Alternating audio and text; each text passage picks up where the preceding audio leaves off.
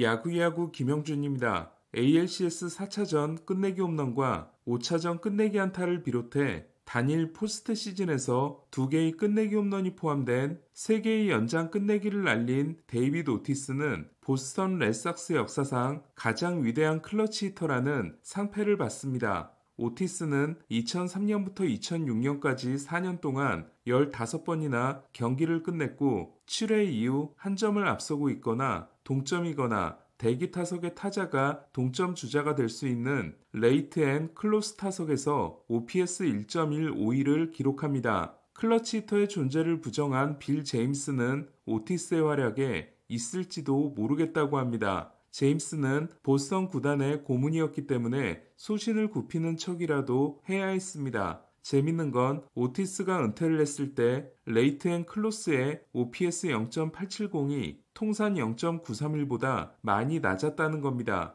승률을 얼마나 높이고 낮췄는지를 계산하는 WPA는 대체적으로 성적이 좋은 타자가 좋은 기록을 가지게 됩니다. 올해는 오타니, 저지, 소토, 프로파, 위트, 린도어 순이었습니다. 또한 1회에 등장하는 타자들이 절대적으로 유리합니다. 팬그래프는 WPA의 레버리지를 반영한 클러치라는 지표를 제공합니다. 클러치는 결과이지 예측 지표가 아니며 커리어 내내 꾸준한 선수는 극소수라는 설명이 덧붙여 있습니다. 클러치는 0이 중립이고 대부분의 선수들이 1에서 -1 사이에 위치합니다. 올해 클러치 1위는 브랜든 니모, 2위는 주릭슨 프로파였습니다. 2019년에 데뷔한 에드먼은 이후 2000타석을 소화한 151명 중 WRC 플러스가 122회에 불과합니다. 하지만 클러치에서는 놀랍게도 1위에 올라 있습니다. 데뷔 후 한 번도 음수가 없었던 에드먼은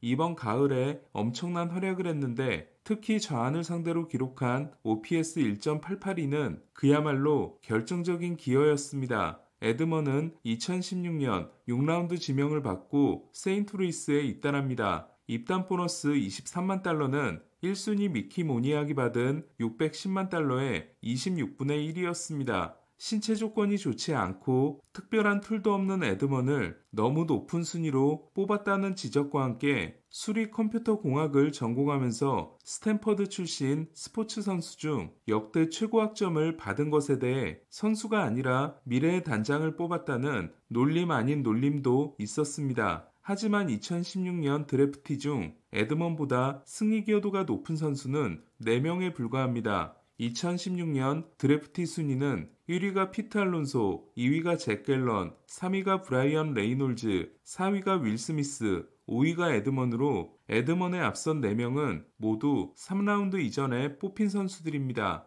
2022년 에드먼은 승리 기여도 6.1을 기록하는 엄청난 활약을 합니다. 타격이 폭발한 건 아니었지만 이루수로서 DRS 플러스 12, 유격수로서 플러스 6을 기록하고 디테일을 높여주는 플레이를 제공합니다. 하지만 지난해 에드먼은 오른손목 부상에 시달렸고 그 여파가 올해까지 미치게 됩니다. 공격보다 수비 기여도가 높은 김하성 스타일이라 할 수 있는 에드먼은 통상 99가 김하성보다 낮습니다. 하지만 에드먼과 김하성은 클러치에서 상당히 큰 차이가 나고 에드먼은 중견수를 볼 수 있다는 장점을 가지고 있습니다. 관건은 손목 부상 전까지는 우상향하고 있었던 공격이 부상 이전으로 돌아갈 수 있느냐입니다. 배츠가 내야로 들어온다고 했을 때 에드먼이 유격수, 배츠가 2루를 맡고 럭스가 트레이드되지 않을까 싶었던 다저스는 배츠에게 유격수, 럭스에게 2루를 맡기면서 에드먼은 유틸리티로 활용할 거라는 전망이 나오고 있습니다. 존 모로시는 에드먼과 다저스가 연장 계약에 대한 초기 대화를 시작했다고 했는데 에드먼은 내년 시즌 후 FA가 됩니다. 에드먼이 NLCS MVP에 오르고 월드시리즈 우승을 차지하면서 또 한 번 충격을 느낀 팀은 카디널스였습니다. 2020년 ALCS MVP 아로사레나, 2023년 ALCS MVP 아돌리스 가르시아에 이어 카디널스 출신 CS MVP가 또 등장했기 때문입니다. 카디널스가 두 쿠바 선수를 버리면서 지킨 타일러 오닐, 레인 토마스, 딜런 칼스는 모두 팀을 떠났고 안 좋은 흐름은 조던 워커에게 이어지는 분위기입니다. 유격수 메이슨 윈이 등장했고 중견수 빅터 스캇을 주목해야 하지만 중간 라인이라 할 수 있는 고먼, 도노반, 누빠도 기대만큼 성장하지 못하고 있습니다. 지난해 33년 만에 90패를 당한 카디널스는 올해는 83승 79패를 기록해 1959년이 마지막이었던 2년 연속 루징은 피했습니다. 2021년 골드슈미트와 아레나도, 에드먼, 오닐, 베이더가 최초로 골드글러브 5개를 가져온 카디널스는 올해는 한 명도 배출하지 못했습니다. 최초로 팜 시스템을 만들고 1967년까지 8번을 우승한 카디널스는 1962년까지 20번을 우승한 양키스처럼 드래프트가 생긴 후 주춤하게 됩니다. 1982년 우승을 제외하면 1968년, 1985년, 1987년 모두 준우승에 그친 카디널스는 짧은 암흑기를 경험한 후 다시 최고의 팀이 됩니다. 1995년에 단장이 된 월트 자케티가 1996년 토니 라루사를 감독으로 영입하면서 새로운 구단주와 함께 환상의 트리오가 결성된 거였습니다. 이들의 운영 방침은 명확했습니다. 유망주를 키워 검증된 선수와 바꾸는 것. 자케티는 에드가 렌테리아, 짐 에드먼즈와 데럴 카일, 스칸 롤렌, 레리 워커 등을 트레이드로 데려왔고 모두 대박 영입이 됩니다. 딱 하나 빌리빈에게 당한 마크 멀더가 유일한 실패였습니다. 그 사이 카디널스는 로또를 맞습니다. 13라운드 402순위로 뽑은 엘버트 푸올스였습니다. 카디널스는 가을 좀비라는 별명이 생깁니다. 2006년 카디널스는 올해와 같은 83승을 거두고 중부 1위가 됩니다. 모두가 광탈을 예상했지만 샌디에고, 매츠, 디트로이트를 차례대로 꺾고 역대 가장 적은 정규 시즌 승리로 월드시리즈 우승을 합니다. 데이비 프리스가 6차전에서 하드캐리를 한 2011년 우승은 더 극적이었습니다. 2004년과 2013년에 보스턴에게 패하긴 했지만 카디널스는 NL 중부의 영원한 강자로 여겨졌습니다. 자케티의 뒤를 이은 모젤리악은 첫 트레이드로 프리스를 데려오고 푸올스 대신 맷 할러데이와 계약하는 두 개의 결정적인 선택을 합니다. 하지만 나머지는 실패가 많았습니다. 드래프트를 가장 잘하는 팀이었지만 제프 루나우가 휴스턴으로 떠난 후 성과가 줄기 시작했고 FA 시장에서는 늘 어정쩡한 지출을 했습니다. 성적이 점점 떨어지자 모젤리악은 전임자를 따라합니다.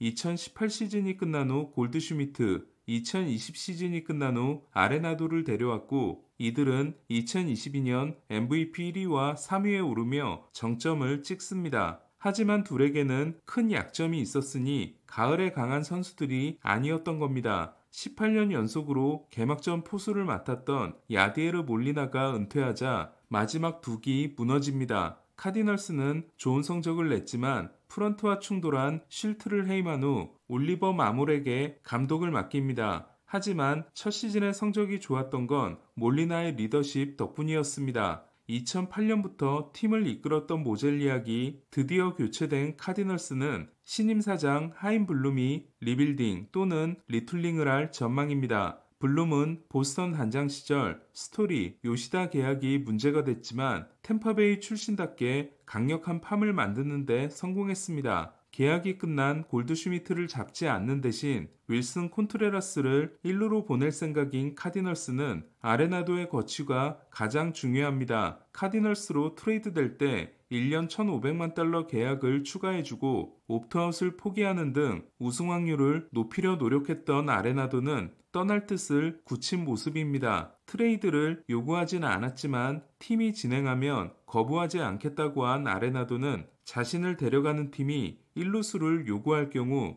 1루도 볼 의향이 있다고 밝혔습니다. 지난해부터 흔들렸던 아레나도의 3루 수비는 올해 후반기부터 원래대로 돌아왔는데 우승 가능성이 높은 팀으로 간다면 3루를 포기할 수 있다는 입장입니다. 38세까지 뛰고 은퇴하는 게 목표라고 했던 아레나도는 리빌딩에 들어가는 카디널스에 남으면 우승할 수 있는 시간이 줄게 됩니다. 카디널스는 가을의 강자로 돌아올 수 있을까요? 리빌딩의 시작이라고 할 수 있는 아레나도 트레이드를 하임 블룸이 어떻게 진행할지 주목됩니다. 야구야구 김영준이었습니다.